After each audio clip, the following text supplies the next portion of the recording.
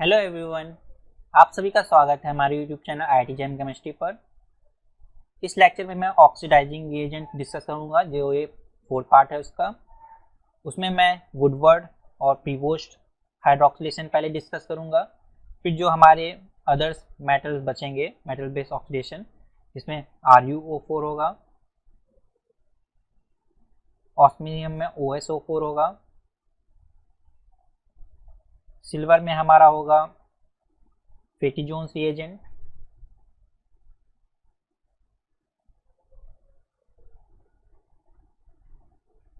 और लेड में लेड टेट्रास्टेट होगा हमारा, और मर्क्यूरी में हमारा ऑक्सीमर्क्यूरेशन डीमर्क्यूरेशन होगा।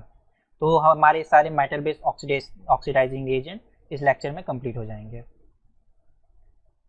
सबसे पहले स्टार्ट करते हैं हम अपने पहले ऑक्सीडाइजिंग एजेंट, जिसमें वुडवर्ड रिएक्शन या वुडवर्ड डायऑक्सिलेशन बोलते हैं।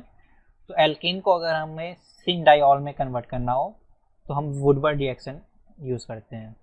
ये हमारा सिन डाइऑल है। इसमें हमारा रिएजेंट और क्या रहता है, हमारा एल्कीन है, और हमारा प्रोडक्ट क्या है, डाइऑल है। और हम क्या यूज़ करते हैं, आयोडीन, फिर सिल्वर एस्टेट और वाटर। हमको याद रखना है कि वुडवर्ड में हमारा वाटर रहता है, और इसके बाद मैं दूसरी रिएक्शन जो डिस्कस करूँगा प्रीवोस्ट, उसमें हमारा वाटर नहीं रहता है। तो यही दोनों में मेनली भी डिफरेंस है वुडवर्ड और प्रीवोस्ट में। तो Woodward reaction allows the synthesis of syn diols from alkenes. इसकी मैकेनिज्म देखते हैं पहले हम। तो हमने जैसे आयोडीन यूज़ किया है सबसे पहले, तो एल्कीन है हमारा, इलेक्ट्रॉन रिच एल्कीन है हमारी, इलेक्ट्रॉन रिच सिस्टम है हमारा। ये इलेक्ट्रॉन रिच है तो आयोडीन पर अटैक करेगा, तो हमारा आयोडोनियम आयन लाइक साइक्लोप्रोपाइल रिंग जैसे होती है वैसे ये हमारा फॉर्म हो रहा है। फिर हमारा स्टेट आयन है, स्टेट आयन अपोजिट प्लेन में अटैक करेगा, ये हमारा बिलो द प्लेन है, तो हमारा अबव द प्लेन आया है। ये देखिए हमारा अबव द प्लेन है, हमारा अबव द प्लेन आया है ये। अब देखिए ऑक्सीजन पे लोन पेयर है हमारा, तो इन नेबरिंग ग्रुप पार्टिसिपेशन में जा सकता है। तो ये NGP यहाँ पे दिखाएगा, NGP दिखा रहा है, तो ये ऑक्सीजन का लोन पेयर अटैक करेगा सेम प्लेन में जैसे अबव द प्लेन था, और आयोडीन हमारा लीव कर जाएगा, तो हमारा ये स्पीसीज फॉर्म हुआ। अब वाटर हमारा न्यूक्लियोफाइल है, ये अटैक करेगा कार्बोनिल कार्बन पे, ऑक्सीजन न्यूट्रलाइज हो जाएगा, देन अगेन ये बॉन्ड माइग्रेट करेगा और O हमारा न्यूट्रलाइज हो जाएगा, तो हमारा OH आ जाएगा। फिर हमारा ये देखिए फिर से एस्टर बचा, एस्टर का फिर से हमारा हाइड्रोलिसिस होगा, तो हमको फाइनल क्या मिलेगा, डाइऑल। ओके, तो सबसे पहले हमारी इलेक्ट्रॉन रिच एल्कीन ने हमारे आयोडीनियम आयन पे साइक्लिक इंटरमीडिएट बनाया। साइक्लिक इंटरमीडिएट पे हमारा एस्टेट आयन SN2 रिएक्शन कर रहा है, तो ये अगर बिलो द प्लेन है तो हमारा अबव द प्लेन हो जाएगा। फिर हमारा नेबरिंग ग्रुप पार्टिसिपेशन हो रहा है, फिर हमारा वाटर के साथ वर्कअप हो रहा है। तो हमारा देखिए कितनी इंपॉर्टेंट रिएक्शन है, हमारा SN2 भी हो रहा है, इसमें NGP भी लग रहा है। तो हमारे कॉन्सेप्ट को भी ये रिएक्शन बहुत ही क्लियर करती है। तो अगर हमको एल्कीन को सिन डाइऑल में कन्वर्ट करना है तो हम वुडवर्ड रिएक्शन को यूज़ करेंगे। अब हमारी प्रीवोस्ट रिएक्शन है, तो जैसे वुडवर्ड थी वैसे हमारी प्रीवोस्ट है, बस डिफरेंस इतना है यहाँ पे हमारा वाटर यूज़ नहीं होगा। देखिए यहाँ पे एल्कीन है हमारी, इलेक्ट्रॉन रिच एल्कीन है। तो सबसे पहले जिस तरह से पिछली रिएक्शन में आयोडोनियम साइक्लिक आयोडोनियम इंटरमीडिएट फॉर्म हुआ था, वो वैसे ही यहाँ पे भी हो रहा है। फिर RCO माइनस अटैक कर रहा है अपोजिट प्लेन, SN2 रिएक्शन कर रहा है, यहाँ पे SN2 रिएक्शन कर रहा है। SN2 रिएक्शन के बाद फिर से NGP हो रही है हमारी। अब लास्ट रिएक्शन में हमारे पास क्या था, वाटर था, यहाँ पे वाटर तो है नहीं, तो फिर से एस्टेट हमारा अटैक कर रहा है, तो बिलो द प्लेन अटैक करेगा और ये अबव द प्लेन चला जाएगा। अब इसके बाद हम इसको NaOH से अगर ट्रीट कर दें तो हमारे पास क्या हो जाएगा, R1CR2 OH above the plane और OH बिलो द प्लेन। तो हमारा यहाँ पे ट्रांस डाइऑल बन रहा है। तो इस रिएक्शन में हमारा ट्रांस डाइऑल बन रहा है जब हमने वाटर को यूज़ नहीं किया। तो अगर हम दोनों रिएक्शन को समराइज करना चाहें तो हमारी एल्कीन थी सबसे पहले, एल्कीन्स को आयोडीन से ट्रीट किया तो हमारा साइक्लिक आयोडीनियम इंटरमीडिएट फॉर्म हुआ। फिर हमारा एनजी एस्टेट अटैक किया, OAC minus SN2 reaction, SN2 reaction हुई हमारी, ठीक है। फिर हमारा NGP हुआ, NGP हुआ। फिर हमारा अगर वाटर अब प्रेजेंट है रिएक्शन में तो हमारा ये वुडवर्ड रिएक्शन होगी। अगर वाटर अवेलेबल नहीं है हमारे रिएक्शन में तो हमारी ये प्रीवॉश रिएक्शन होगी। तो वुडवर्ड में हमारा क्या होता है, हमारा सिंडाइऑल बनता है सिस प्रोडक्ट, और प्रीवॉश में हमारा क्या होता है, ट्रांस प्रोडक्ट बनता है। तो अगर हमको सिंडाइऑल बनाना है तो वुडवर्ड रिएक्शन को यूज करेंगे हम, और अगर हमको ट्रांस डाइऑल बनाना है तो प्रीवॉश रिएक्शन को यूज करेंगे। अब ये देखिए कुछ प्रॉब्लम है, ऑस्मियम टेट्राऑक्साइड और दो पाथ हैं, ये फर्स्ट पाथ है हमारा रिएक्शन का और ये हमारा सेकेंड पाथ है, इसमें दो रिएक्शन है। तो अगर हम ऑस्मियम टेट्राऑक्साइड से ट्रीट कर रहे हैं तो ये हमारा methyl group above the plane है, तो 1,3 डाइएक्सियल इंटरेक्शन को कम करने के लिए हमारा ये बिलो द प्लेन आएगा। ऑस्मियम टेट्राऑक्साइड सिन एडिशन होता है तो ये बिलो द प्लेन, ये बिलो द प्लेन। फिर इसका हम वर्कअप करेंगे तो हमको डाइऑल मिल जाएगा, दोनों हमारे बिलो द प्लेन है, ठीक है। फिर इसी तरह हमारा आयोडीन, अगर हम यहाँ पे वुडवर्ड या प्रीवॉश रिएक्शन कराएं तो सबसे पहले हमारा साइक्लिक आयोडीनियम इंटरमीडिएट फॉर्म होता है, तो आयोडीन भी हमारा फिर बिलो द प्लेन अटैक करेगा। उसके बाद हमारा ये बिलो द प्लेन है तो RCO माइनस हमारा अबव द प्लेन अटैक करेगा। फिर हमारे यहाँ पे NGP हो रही है, NGP के बाद हमारा वर्कअप हो रहा है, ओके। तो हमारा OH इस बार अबव द प्लेन आ रहा है, यहाँ पे हमारा बिलो द प्लेन था OH दोनों, और यहाँ पे हमारे अबव द प्लेन है। तो देखिए रिएक्शन को कैसे हम स्टीरियो सिलेक्टिव प्रोडक्ट बनाने में यूज़ कर सकते हैं। हमको सबसे पहले याद रखना है कि हमारा 1,3 डाइएक्सियल इंटरेक्शन अगर हो रहा हो तो उसको हटाना है, 1,3 डाइएक्सियल इंटरेक्शन को हमको रोकना है, 1,3 डाइएक्सियल इंटरेक्शन को रोकना है, 1,3 डाइएक्सियल इंटरेक्शन नहीं होना चाहिए। तो 1,3 डाइएक्सियल इंटरेक्शन नहीं होना चाहिए, इसलिए OSO4 हमारा बिलो द प्लेन आ रहा है। फिर उसके वर्कअप के बाद ये दोनों डाइऑल में कन्वर्ट हो गए तो बिलो द प्लेन। फिर इसी तरह यहाँ पे भी 1,3 डाइएक्सियल इंटरेक्शन ना हो इसलिए आयोडीन बिलो द प्लेन आ रहा है। और उसके बाद RCO माइनस भी हमारे पास जैसे AgOAC था हमारे पास, तो ACO माइनस था पिछली रिएक्शन में, यहाँ पे हमारे पास RCO माइनस है, तो ये हमारे पास अबव द प्लेन अटैक करेगा। फिर हमारी NGP होगी, फिर हमारे वर्कअप के बाद हमको डाइऑल मिल जाएगा। तो इस केस में डाइऑल हमारा अबव द प्लेन आ रहा है और इस केस में हमारा बिलो द प्लेन आ रहा है। अब देखिए हमारे पास सिमिलर टाइप की रिएक्शन जैसे पीछे थी हमारे पास, तो सबसे पहले इलेक्ट्रॉन रिच एल्कीन हमारे पास कौन है, इसके यहाँ पे हमारे पास इलेक्ट्रॉन रिच एल्कीन है, ये हमारे पास इलेक्ट्रॉन रिच एल्कीन है।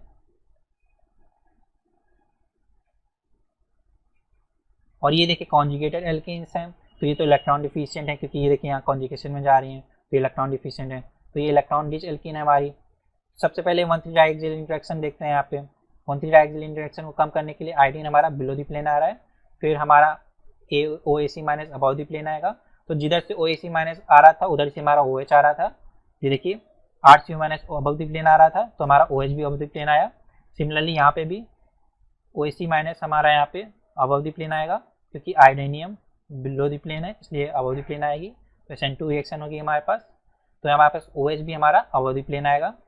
पर OSO4 में हमारा क्या हो रहा था, OSO4 में हमारा डायरेक्टली जो इंटरमीडिएट बनता है वो हमारे वर्कअप कर सकते हैं उसका, और हमको OH यहाँ पे बिलो द प्लेन आएगा क्योंकि 1,3 डाइएक्सियल इंटरेक्शन नहीं होना चाहिए इसलिए OSO4 हमारा बिलो द प्लेन आ रहा है। अब ये क्वेश्चन हम सॉल्व करते हैं। इस रिएक्शन में हमसे क्या पूछ रहा है, नॉन बोर्निन सिस्टम है हमारा, ये हमको A और B पूछ रहा है। A में रिएक्शन देखने में तो हमारा देखिए एक्सो प्रोडक्ट OH एक्सो पोजीशन पे आ रहा है और B में हमारा एंडो पोजीशन पे आ रहा है, तो हमको करेक्ट रिएजेंट सिलेक्ट करना है।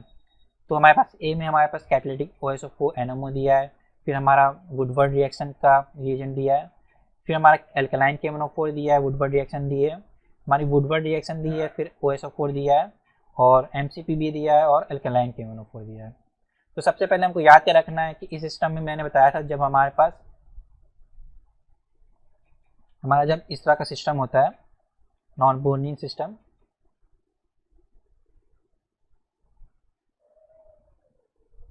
जब भी हमारे पास यहाँ पे हाइड्रोजन है तो हमारा एक्सो अटैक होता है, हमारा एक्सो अटैक होगा, हमारे पास। ओके, तो हमारे पास OH हमारे जब एक्सो पोजीशन पे आ रहा है तो सिंपल सी बात है कि हम OSO4 ही यूज़ करेंगे। OSO4 से ही हमको जिस साइड से OSO4 आएगा उसी साइड से हमारा OH हो जाएगा। फिर इसके बाद हम वर्कअप कर दें अगर, तो हमारा क्या प्रोडक्ट बनेगा, कुछ इस तरह का प्रोडक्ट बनेगा। OH हमारा एक्सो पोजीशन पे होगा और हाइड्रोजन दोनों बिलो द प्लेन होंगे, क्योंकि यहाँ पास हमारा हाइड्रोजन था। पर यहाँ पे अगर हम जैसे ही देख रहे थे कि अब दूसरी रिएक्शन में क्या है, OH बिलो द प्लेन है, तो हमारा कंफर्म है कि हमारे यहाँ पे वुडवर्ड रिएक्शन हो रही है, क्योंकि पहले उसमें हमारा आयोडीन आएगा, फिर हमारा OAC माइनस अटैक करेगा, उसके बाद हम हाइड्रोलिसिस कर देंगे बेस से। ओके, तो इस केस में हमारा क्या प्रोडक्ट बनेगा, जो दूसरी रिएक्शन है हमारी, तो हमारा ऑप्शन करेक्ट क्या होगा पहले देख लेते हैं।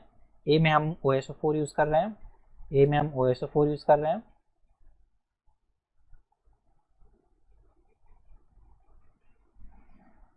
और बी हमारा क्या है, बी हमारा I2PSCOAG और एक्वस NaOH। ओके, I2AgOC और एक्वस NaOH, क्योंकि हमारा आयोडीनियम आयन पहले फॉर्म होगा एक्सो पोजीशन पे, फिर OAC अटैक करेगा बिलो द प्लेन, तो हमारा क्या फाइनल प्रोडक्ट बनेगा देखते हैं। जो हमको दिया है बी, हमारा OH नीचे आएगा, ये भी OH हमारा नीचे आएगा, तो हमारा ए हो गया ये और हमारा बी हो गया। आई होप आपको समझ में आ गया होगा ये रिएक्शन। अब हम डिस्कस करते हैं फैटी जोन्स रिएक्शन। तो हमारा वुडवर्ड और पिवोट रिएक्शन हो गई, हम डिस्कस करते हैं फैटी जोन्स रिएक्शन। तो AgTO3 ऑन सिलाइट को हम फैटी जोन्स रिएक्शन बोलते हैं। तो फैटी जोन्स रिएक्शन को हम डायोल से हम लैक्टोन में कन्वर्ट करना हो तो उसको लैक्टोन में कन्वर्ट कर सकते हैं। तो ये हमारा देखिए डायोल है, तो डायोल कैसे लैक्टोन में कन्वर्ट हो गया देख सकते हैं हम ऐसे, हमारी फिनाइल रिंग है और यहाँ पास CH2OH है, तो सबसे पहले एल्डिहाइड में ऑक्सीडाइज हो जाएगी, एल्डिहाइड में ऑक्सीडाइज हो गई है और हमारे पास CH2OH है। फिर ये हमारा अटैक करेगा तो क्या बनेगा,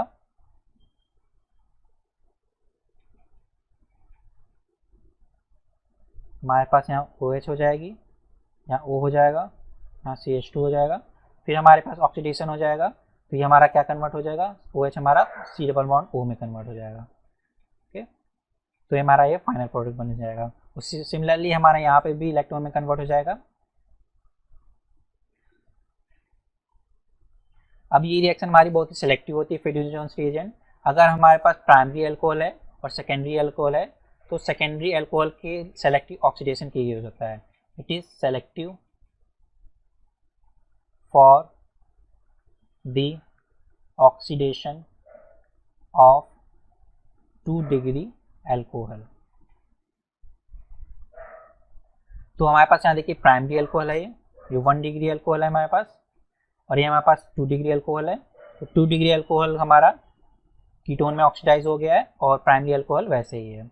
इसके बाद अगर हमको मोनो ऑक्सीडेशन कराना हो, मतलब कि हमारे 2 डिग्री अल्कोहल हैं, ये देखिए 2 डिग्री अल्कोहल हैं, पर हमको सिर्फ एक अल्कोहल को ऑक्सीडाइज कराना हो, बाकी दूसरा एज इट इज है, तो हम फैटी जोन्स रिएजेंट यूज़ कर सकते हैं। फैटी जोन्स रिएजेंट यूज़ करें तो हमने अल्कोहल देखिए कीटोन में ऑक्सीडाइज हो गया और एक हाइड्रोक्सी ग्रुप वैसे ही है। सिमिलरली यहाँ पे देखिए हमारे पास साइक्लोहेक्सेन रिंग में 2 हाइड्रोक्सी ग्रुप हैं, तो ये भी 2 डिग्री है, ये भी 2 डिग्री है, तो इसका ऑक्सीडेशन हो गया, इसका ऑक्सीडेशन नहीं हुआ, तो एक ही अल्कोहल ग्रुप के मोनो ऑक्सीडेशन के लिए हम यूज़ कर सकते हैं उसको। इसके बाद हमारे पास हुंस डी का रिएक्शन है। तो हुंस डी का रिएक्शन में कई बार पूछा जाता है कि किस मैकेनिज्म को फॉलो करती है, तो ये रेडिकल मैकेनिज्म को फॉलो करती है।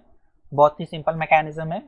तो सबसे पहले हमारे साइक्लोप्रोपाइल रिंग है और इसका सिल्वर सॉल्ट है, तो सिल्वर कार्बोक्सिलेट सॉल्ट है, तो RCOAG हमारे पास है, और कोई हैलोजन मान लीजिए Br2 हो सकता है वो। तो हमारे पास सबसे पहले क्या होगा, सिल्वर एसिटेट हमारा प्रेसिपिटेट हो जाएगा और हमारा RCOX बनेगा, इसलिए हमारी रिएक्शन फॉरवर्ड डायरेक्शन में मूव करेगी क्योंकि सिल्वर हैलाइड हमारा प्रेसिपिटेट हो रहा है। फिर उसके बाद हम इसको हीट करेंगे, तो हीट करने के बाद हमारा RCO डॉट और X डॉट बनेगा, फिर CO2 हमारी लीव कर जाएगी, CO2 हमारी निकल जाएगी सिस्टम से और हमको R रेडिकल मिलेगा।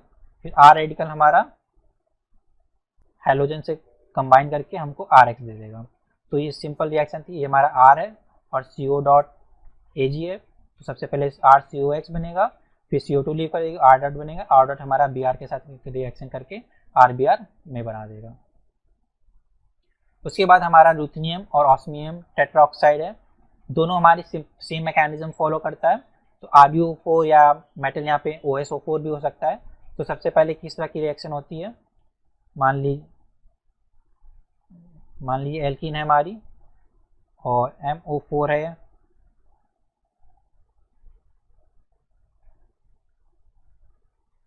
सबसे पहले क्या रिएक्शन होगी हमारी, ये बॉन्ड इधर माइग्रेट करेगा, इधर माइग्रेट करेगा, इधर माइग्रेट करेगा, तो हमको ये इंटरमीडिएट मिलेगा। अब इसका हाइड्रोलिसिस कराएंगे हम, तो वाटर इस पर अटैक करेगा, फिर ये रिंग ओपन होगी, तो फाइनली हमको क्या मिल जाएगा, डायॉल मिल जाएगा।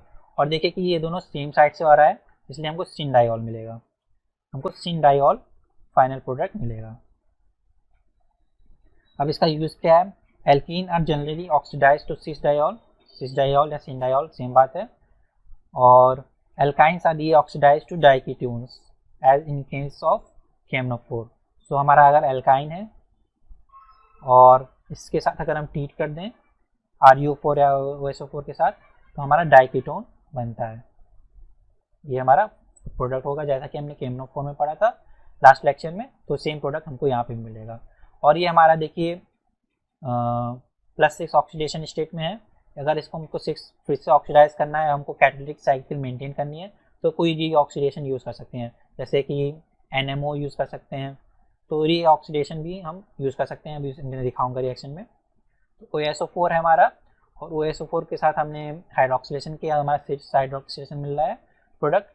और देखिए NMO है हमारा पे को ऑक्सीडेंट है, क्योंकि देखिए हमारे पास OS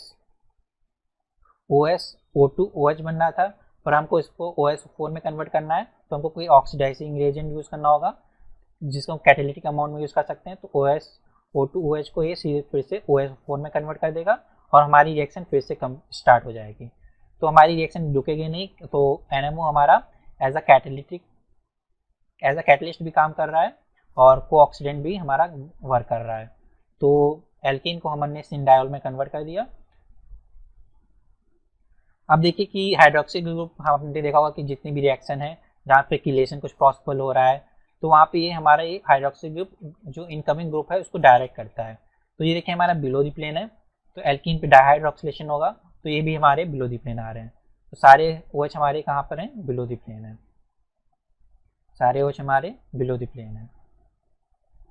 अब सिमिलरली ये देखिए सेकेंड रिएक्शन हमारी, फर्स्ट रिएक्शन और सेकेंड रिएक्शन, ये यहाँ पे भी OH हमारा बिलो द प्लेन है, OSO4 NMO और pyridine यूज़ करेंगे, तो हमारा ये OH फिर हमारे बिलो द प्लेन है।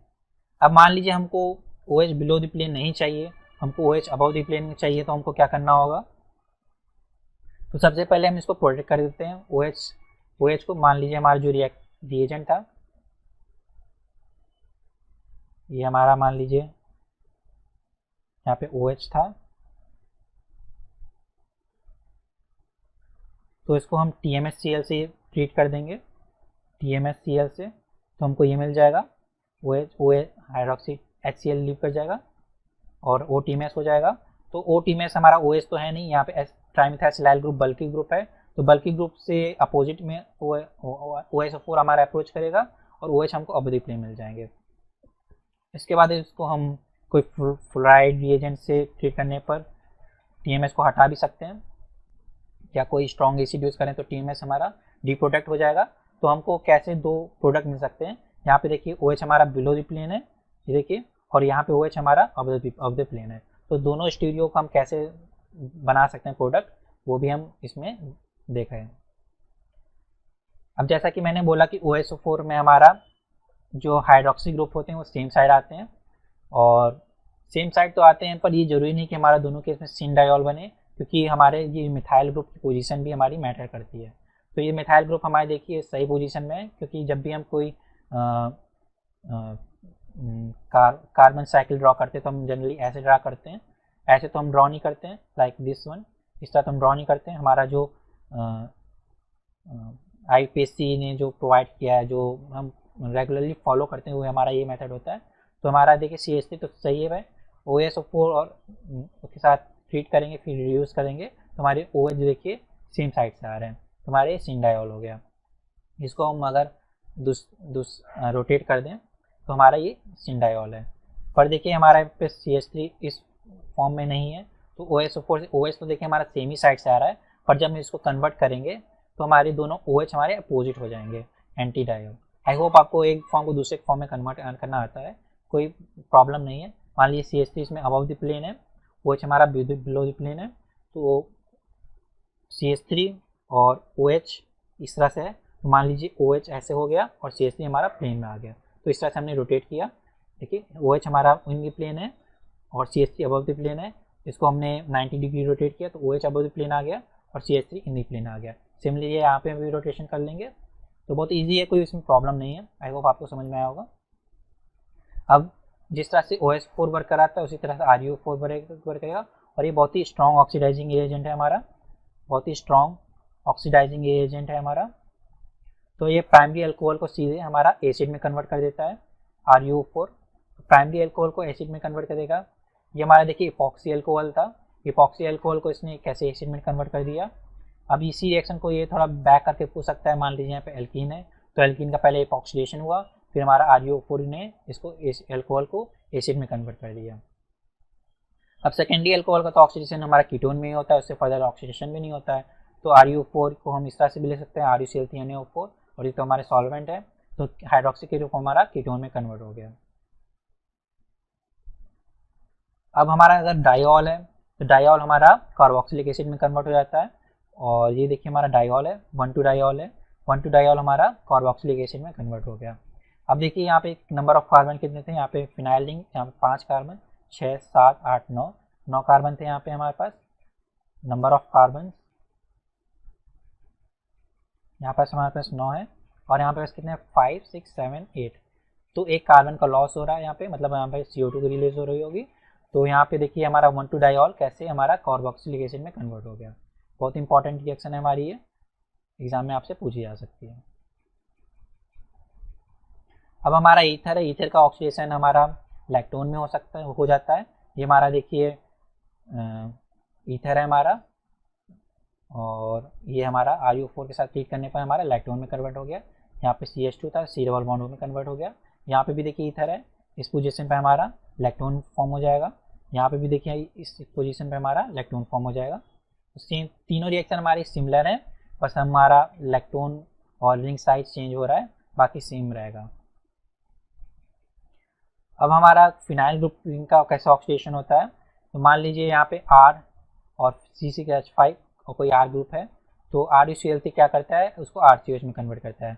मान लीजिए हमारा यहाँ पे CH3 था और हमारे यहाँ पे फिनाइल रिंग है,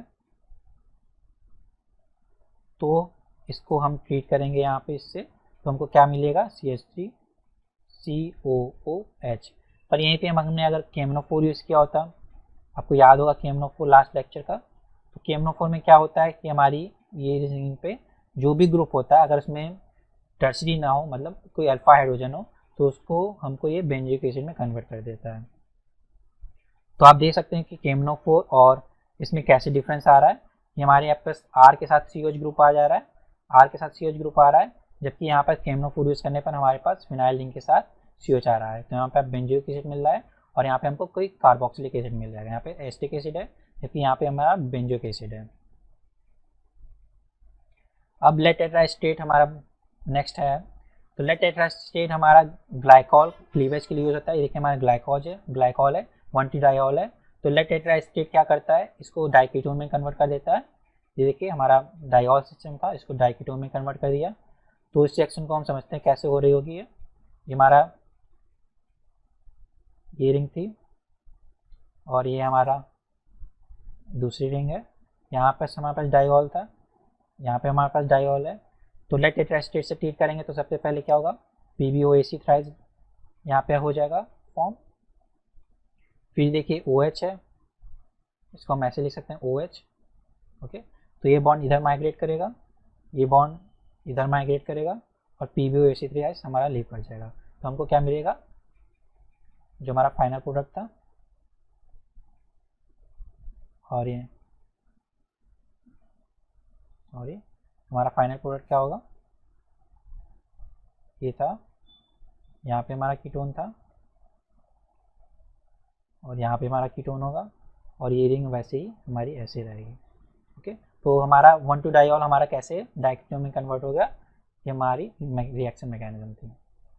अब लेड टेट्राएस्टेट हमारा डीकार्बोक्सिलेशन में भी यूज होता है। तो जैसे यहाँ पे जैसे मैंने वो OH लिखा था वैसे यहाँ पे भी CO PbOC थ्राइस कन्वर्ट होगा, फिर ये CO2 बॉन्ड माइग्रेट करेगा और PbOC3 हमारा लीव पड़ जाएगा। यहाँ पे मैं दिखा देता हूँ, C bond O PbOAC thrice यहाँ होगा, तो ये बॉन्ड इधर माइग्रेट करेगा, ये बॉन्ड यहाँ पे माइग्रेट करेगा, तो हमको ये 4 मेंबर रिंग मिल जाएगी, साइक्लोब्यूटेन हमको मिल जाएगा। इसीलिए इस अगर हमारे पास लेड टेट्राएस्टेट के साथ हमारा लिथियम क्लोराइड है तो रेडिकल मैकेनिज्म तो फॉलो करेगी, फिर रेडिकल है हमारे पास को फिर PbOC थ्राइस यूज़ करने पर हमारे पास उसको कार्बोकेटाइन में कन्वर्ट कर देगा और फिर हमारे पास सिस्टम में Cl- होगा, तो Cl- के साथ कार्बोकेटाइन के साथ कंबाइन होकर हमको CCl बॉन्ड फॉर्म करेगा। तो यहाँ पे देखिए मैं एक्सप्लेन कर देता हूँ, यहाँ पे Cl था, यहाँ पे Cl था, तो यहाँ पे सबसे पहले COH था, तो COO PbOAC थ्राइस, बाकी कुछ भी हो, मान लीजिए यहाँ पे R है, तो यहाँ पे सबसे पहले रेडिकल फॉर्म होगा, जैसे यहाँ पे CO PbOC थ्राइस लीव कर रहा था, फिर रेडिकल के बाद यहाँ पे कार्बोकेटाइन फॉर्म होगा, फिर Cl- अटैक करेगा और हमको CCl बॉन्ड फॉर्म होगा। लेड टेट्राएस्टेट को हम ऑक्सीडेटिव डीकार्बोक्सिलेशन में यूज़ करते हैं। हमारे देखिए अल्फा कार्बोक्सिलिक एसिड है, तो COH के साथ सबसे पहले PbOC लेड टेट्राएस्टेट हमारा रिएक्ट करेगा, लेड टेट्राएस्टेट रिएक्ट किया तो CO PbOC थ्राइस बना, फिर ये देखिए OH बॉन्ड ब्रेक होगा, ये CO बॉन्ड फॉर्म हुआ, CO2 हमारा लीव किया, CO2 लीव किया, PbOC थ्राइस लीव किया और हमको कीटोन मिल गया। तो अल्फा हाइड्रोक्सी कार्बोक्सिलिक एसिड हमको कीटोन में चेंज हो गया। आई होप आपको समझ में होगी, ये रिएक्शन बहुत ही सिंपल है। ये देखिए यहाँ पे CO PbOC थ्राइस सबसे पहले बॉन्ड फॉर्म हुआ, ये बॉन्ड इधर माइग्रेट किया और ये बॉन्ड इधर माइग्रेट किया। अब यहीं पे हमारा गामा कीटो कार्बोक्सिलिक एसिड हो, ये देखिए हमारा अल्फा, ये हमारी बीटा पोजीशन है और ये हमारा गामा है, तो हमारा गामा कीटो कार्बोक्सिलिक एसिड है। तो गामा कीटो कार्बोक्सिलिक एसिड में देखिए हमारी ये एस्टिक पोजीशन है, तो एस्टिक पोजीशन में ये हमारे हाइड्रोजन लीव कर सकता है और CO PbOC थ्राइस तो हर रिएक्शन में बनेगा अगर हमारा RCOH है और लेड टेट्राएस्टेट जो है, तो फिर ये हमारा हाइड्रोजन माइग्रेट करेगा, CO2 हमारी गैस रिलीज होगी और PbOC थ्राइस लीव कर जाएगा। तो ये देखिए हमारा अल्फा बीटा अनसैचुरेटेड कीटोन हमारा फॉर्म हो रहा है गामा कीटो कार्बोक्सिलिक एसिड से। अब अगर हमारा 1,2 डाई कार्बोक्सिलिक एसिड है, हमारा यहाँ पे देखिए 1,2 डाई कार्बोक्सिलिक एसिड है, 1,2 डाई कार्बोक्सिलिक एसिड है हमारा यहाँ पर और वो भी ट्रांस पोजीशन में है। तो हमारे पास सबसे पहले क्या हुआ, RCOH हमारा लेड टेट्राएस्टेट से रिएक्ट किया, RCOH हमारा लेड टेट्राएस्टेट से रिएक्ट किया तो क्या बनाया, RCOO PbOAC थ्राइस। ओके, ये बना रहा है हर रिएक्शन में, हमारा OH हो या RCOH हो, फिर हमारे देखिए OH बॉन्ड ब्रेक करेगा, CO2 लीव करेगी और CO2 लीव करेगी और PbOC थ्राइस, तो जो 2 CO2 मॉलिक्यूल्स रिलीज हो रहे हैं, देखिए एक यहाँ पे, एक यहाँ पे, एक यहाँ पे, PbOC थ्राइस लीव कर रहा है, जो कि फिर H प्लस होगा सोल्यूशन में तो ACOH मिल जाएगा और PbOC थ्राइस बनेगा और ये हमको एल्कीन मिल जा रही है।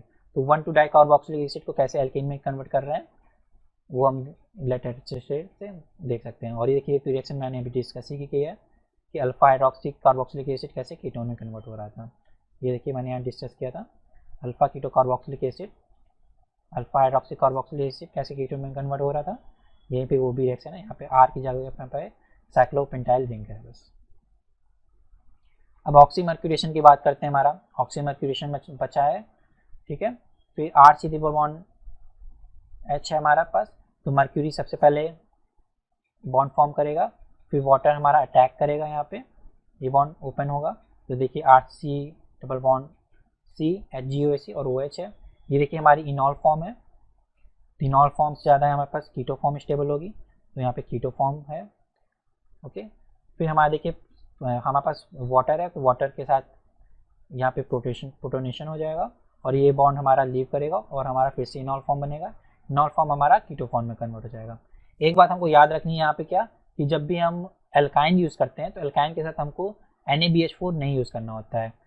When we use alkyne so we do not need NaBH4। अगर हमने मान लीजिए गलती से NaBH4 यूज़ कर लिया तो इसका हमारा फर्दर रिडक्शन हो जाएगा। अब NaBH4 की बात हम क्यों कर रहे हैं, क्योंकि NaBH4 हम जब एल्कीन का ऑक्सीमर्क्यूरेशन डीमर्क्यूरेशन करते हैं तो वहाँ पे हम NaBH4 भी यूज़ कर सकते हैं, NaBH4 यूज़ करते हैं। वहाँ पे मरकरी +2 और फिर क्या यूज़ करते हैं, वहाँ पे हम NaBH4 यूज़ करते हैं। पर यहाँ पे हम NaBH4 यूज़ नहीं कर रहे हैं क्योंकि ये बॉन्ड यहाँ पे हमारा इसकी यूज़ करने की ज़रूरत नहीं है, क्योंकि C मरकरी बॉन्ड खुद ही यहाँ पे लीक पड़ जाएगा। अब देखिए यहाँ पे सेम रिएक्शन है, ये बहुत ही बड़ा कॉम्प्लेक्स सा स्ट्रक्चर बना दिया, इससे हमको कोई मतलब नहीं है। इसको हमको कैसे देखना है, R C triple bond C देखना है। तो हमारे पास ऑक्सीमर्क्यूरेशन है हमारे पास, ओके। तो ऑक्सीमर्क्यूरेशन में क्या होगा, ये हमारा RC ट्रिपल बॉन्ड C हमारा किस में कन्वर्ट हो जाता है, RCOCH3 में कन्वर्ट हो जाता है। सेम रिएक्शन यहाँ हो रही है, यहाँ पे देखिए आप, देखिए यहाँ पे भी वही रिएक्शन है। तो यहाँ पे ऑक्सीमर्क्यूरेशन हुआ, Hg2+ फॉर्म होगा, फिर वाटर अटैक करेगा, फिर इनॉल फॉर्म हमारी कीटो फॉर्म में कन्वर्ट हो जाएगी, हमारा कीटोन कन्वर्ट हो गया।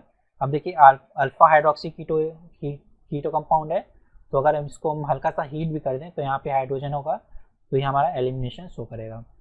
तो यहाँ पे हमको अल्फा बीटा अनसैचुरेटेड कीटोन मिल रहा है, अल्फा बीटा अनसैचुरेटेड कीटोन मिल रहा है हमको यहाँ पे। अब हमारे पास लास्ट जो बचा है वैकर ऑक्सीडेशन बचा है, फिर इसके बाद हमारे मेटल बेस्ड ऑक्सीडाइजिंग एजेंट सारे कंप्लीट हो जाएंगे। तो वैकर ऑक्सीडेशन की हमारी मैकेनिज्म क्या है, साइक्लिक क्या, कैटालिटिक साइकिल क्या है, वो इसको देख लेते हैं पहले। तो देखिए हमारे पास पैलेडियम क्लोराइड है, पैलेडियम +2 फॉर्म में है, ये हमारा +2 फॉर्म में है। तो हमारे पास एल्कीन है, ये देखिए एल्कीन का हमारे पास एडिशन हुआ, एल्कीन ने जब एडिशन किया तो RC+CH और PDCl2। फिर वाटर है हमारा, देखिए सॉल्वेंट, वाटर ने अटैक किया और PDCl ये बॉन्ड हमारा फॉर्म होगा, जो पहले कोऑर्डिनेट कर रहे थे एल्कीन, ये बॉन्ड फॉर्म हो गया और HCl हमारा लीव कर जाएगा, यहाँ से HCl हमारा सिस्टम से लीव कर जाएगा। और देखिए यहाँ पे OH और PDCl हो जाएगा, और यहाँ पे H तो पहले से था एक हाइड्रोजन, और यहाँ पे देखिए हमारा एक Cl कम हो गया और एक H कम हो गया, मतलब HCl हमारा सिस्टम से लीव किया है। फिर हमारा बीटा हाइड्रेटेड एलिमिनेशन होगा, देखिए अल्फा और बीटा हाइड्रेटेड एलिमिनेशन हुआ था, HPDCl लीव कर दिया।